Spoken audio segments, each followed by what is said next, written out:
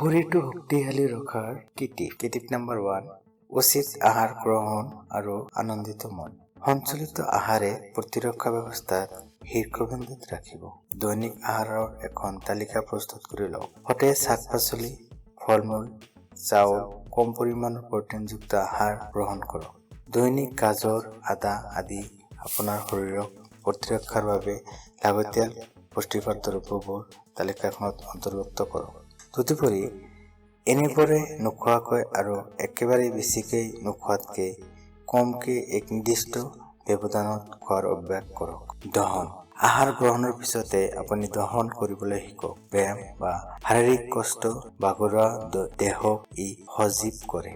দহনে শৰীৰৰ অতিৰিক্ত ওজন কমোৱাৰ লগতে আমাক সঠিক ভাৱমূৰ্তি প্ৰদান কৰে। খোজকাঢ়া, সাঁতোৰা, ব্যায়াম, স্কিপিং আদি দহন কাৰ্যত পদক্ষেপ কৰে। ৰাগিয়াল দ্ৰব্য পৰিত্যাগ কৰক। শৰীৰটো নিৰোগী কৰি ৰাখিবলৈ হলে ৰাগিয়াল বস্তু পৰিত্যাগ কৰাটো অত্যন্ত জৰুৰী। মদ্যপান আৰু ধূমপানে আমাৰ শৰীৰত যথেষ্ট ক্ষতিসাধন কৰে। ইয়াৰ উপৰিও খালী পেটত কফি সেৱন কৰিলেও আমাৰ শৰীৰটো বিষময় কৰি তোলাৰ সম্ভাৱনা থাকে। ৰিলেক্স।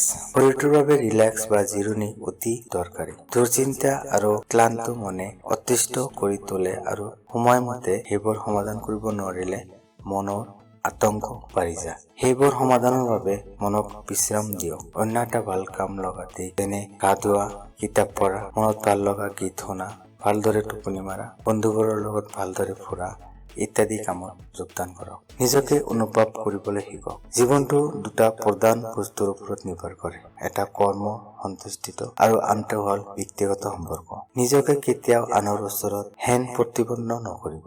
আনৰ দ্বাৰা অভয়মূৰ্তি আৰু অৱহেলিত হৈছে বুলি ধাৰণা কৰি কেতিয়াও নল'ব। বেয়াৰ লগতে আনটোৰ ভাল প্ৰশংসা কৰি আনৰ প্ৰতি যথেষ্ট সহনশীল হওক। নিজৰ আত্মমৰ্যাদা বজাই চলক। নিজক অনুভৱ কৰিবলৈ শিকক। মনৰ দুশ্চিন্তাবোৰ নাকচ কৰি গতিপ্ৰাপ্ত হোৱাৰ লগতে শক্তিপ্ৰাপ্ত হওক আৰু শিশুসুলভ মনোভাৱেৰে জীৱনৰ লক্ষ্যত আগবাঢ়ি যাবলৈ নিজক সাজু কৰক। বন্ধু আৰু সহায়। বন্ধুত্বই আমাৰ আবেগ অনুভূতি ভাগ বতৰা কৰাত সহায় কৰে। আমাৰ একমাত্ৰ উপায় হ'ল বন্ধু, যিয়ে কেৱল আবেগ অনুভূতি ভাগ কৰাতহে চিনাক্তকৰণ কৰা হয়। চিন্তাক উৎসাহ জনাই আমাক ভাল কথা অনুভৱ কৰাত সহায় কৰে। গতিকে আমাৰ প্ৰতিৰক্ষাত সহায় কৰে, শক্তি দিয়ে। এয়াই হ'ল বন্ধু। গতিকে বন্ধুত্ব কৰিবলৈ কেতিয়াও নিজক বাধাপ্ৰয়োগ নকৰিব। নিজৰ বাবে সময়।